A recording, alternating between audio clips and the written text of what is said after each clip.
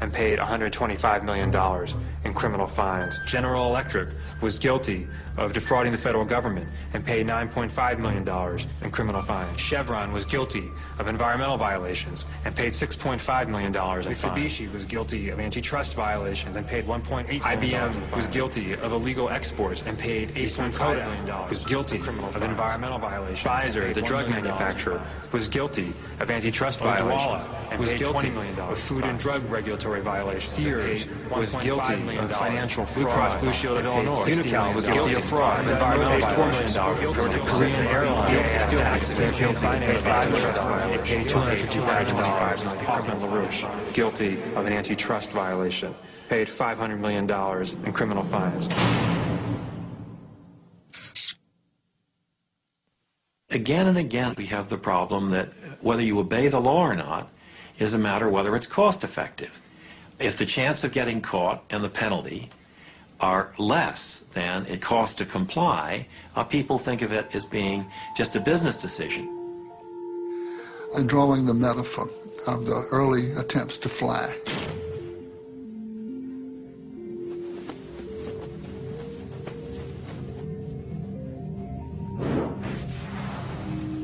The man going off of a very high cliff in his airplane with the wings flapping and the guys flapping the wings and the wind is in his face and this poor fool thinks he's flying, but in fact he's in free fall and he just doesn't know it yet because the ground is so far away. But of course the craft is doomed to crash. That's the way our civilization is. The very high cliff represents the virtually unlimited resources we seem to have when we began this journey. The craft isn't flying because it's not built according to the laws of aerodynamics, and it's subject to the law of gravity. Our civilization is not flying because it's not built according to the laws of aerodynamics for civilizations that would fly. And of course the ground is still a long way away, but some people have seen that ground rushing up sooner than the rest of us have. The visionaries have seen it and have told us it's coming.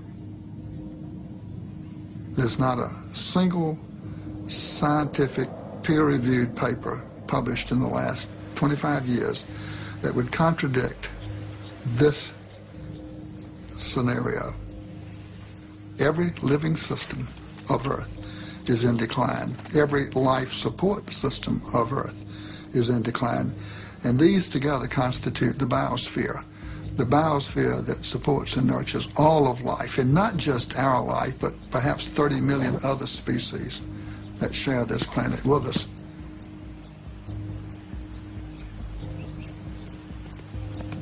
The typical company of the 20th century, extractive, wasteful, abusive, linear in all of its processes, taking from the earth, making, wasting, sending its products back to the biosphere, waste to a landfill. I myself was amazed to learn just how much stuff the earth has to produce through our extraction process to produce $1 of revenue for our company. When I learned, I was flabbergasted.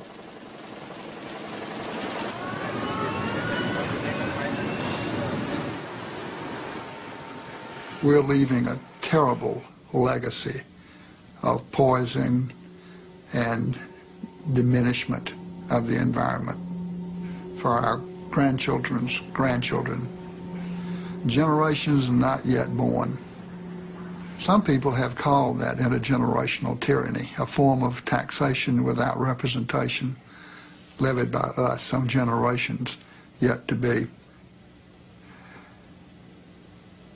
It's the wrong thing to do. One of the questions that comes up periodically is to what extent could a corporation be considered to be psychopathic? And if we look at a corporation as a legal person, then it may not be that difficult to actually draw the transition between psychopathy in the individual to psychopathy in a corporation. We can go through the characteristics that define this particular disorder one by one and see how they might apply to corporations.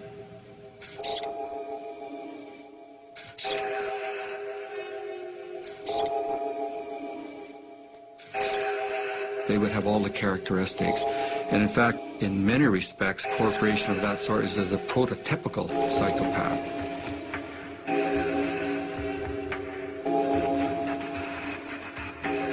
If the dominant institution of our time has been created in the image of a psychopath, who bears the moral responsibility for its actions? Can a building have moral opinions? Can a building have social responsibility? If a building can't have social responsibility, what does it mean to say that a corporation can? A corporation is simply an artificial legal structure. But the people who are engaged in it, whether the stockholders, whether the executives in it, whether the employees, they all have moral responsibilities. It's a fair assumption that every human being, real human beings, flesh and blood ones, not corporations, but every flesh and blood human being is a moral person. We've got the same genes, we're more or less the same, but our nature, the nature of humans, allows all kinds of behavior. I mean, every one of us, under some circumstances, could be, a gas chamber attendant and a saint. No job, in my experience with Goodyear, has been as frustrating as the CEO job. Because even though the perception is that you have absolute power to do whatever you want, the reality is you don't have that power. Sometimes, if you had really a free hand, if you really did what you wanted to do that suits your personal thoughts and your personal priorities, you'd act differently. But as a CEO, you cannot do that. Layoffs have become so widespread that people tend to believe that CEOs make these decisions without any consideration to the human implications of their decisions. It is never a decision that any CEO makes lightly. It is a tough decision. But it is the consequence of modern capitalism. When you look at a corporation, just like when you look at a slave owner, you want to distinguish between the institution and the individual. So slavery, for example, or other forms of tyranny are inherently monstrous. But the individuals participating in them may be the nicest guys you can imagine. Benevolent, friendly, nice to their children, even nice to their slaves, caring about other people. I mean, as individuals, they may be anything. As in their institutional role, they're monsters because the institution's monstrous. And the same is true here. My wife and I, some years ago, had at our home a demonstration. 25 people arrived. They hung a big banner on the top of our house saying murderers. They danced around outside in gas masks and so on. Yes. How are you? My name's John. How are you? John.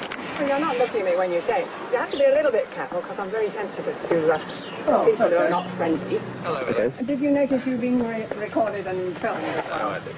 No. Well, Well, you'll see yourself on television. It'd be polite to mention, wouldn't it? I mean, here we are. Polite this? This man is involved in a corporation which is funding directly police, which this corporation has admitted. Who is a corporation? A corporation is an organisation of individuals, and this individual is part of that corporation. So he's responsible for the As a public demonstration, it wasn't very effective. There were only two. This is a very rural area, 2 people and a dog, and it's not a very big house, which I think rather surprised them.